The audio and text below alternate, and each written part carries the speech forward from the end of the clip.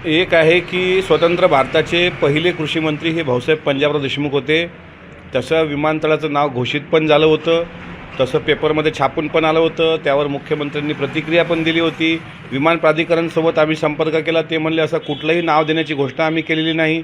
आणि आज मी मुख्यमंत्री उपमुख्यमंत्र्यांसोबत ज्यावेळेस मुंबईवरून या बडनेरा विमानतळाच्या उद्घाटनाला येत होतो, अमरावती विमानतळाच्या, त्यावेळी तिथे त्या मॅडम होत्या,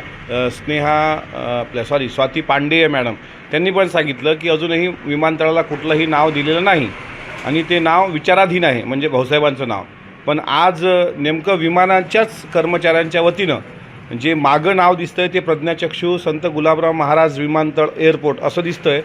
नेमकं आता याचं उत्तर कलेक्टर त्या विमान प्राधिकरणला देतील किंवा विमान प्राधिकरणचे जे अधिकारी असतील त्यांना आम्ही विचारू की नाव ठरलं तर नेमकं काय ठरलं, आणि ठरलं नाही तर मग ते कधी ठरणार। असेल गुलाबराव महाराजांचं नाव देण्यात यावं की पंजाबराव देशमुख? असं असतं की शेवटी भाऊसाहेब पंजाबराव देशमुख, गाडगे महाराज, तुकडोजी महाराज, गुलाबराव महाराजसुद्धा हे सगळे विदर्भातले नररत्न आहेत ज्यांची ओळख जगभरात आहे।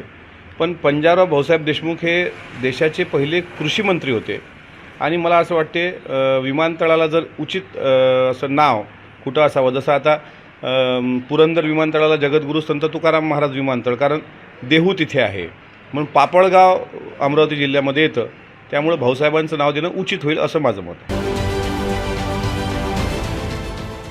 देश विदेशातील प्रत्येक घडामोडींचे लाईव्ह अपडेट मिळवण्यासाठी आता साम टीव्हीच्या सर्व सोशल मीडिया प्लॅटफॉर्मला लाईक, फॉलो आणि सबस्क्राईब करा।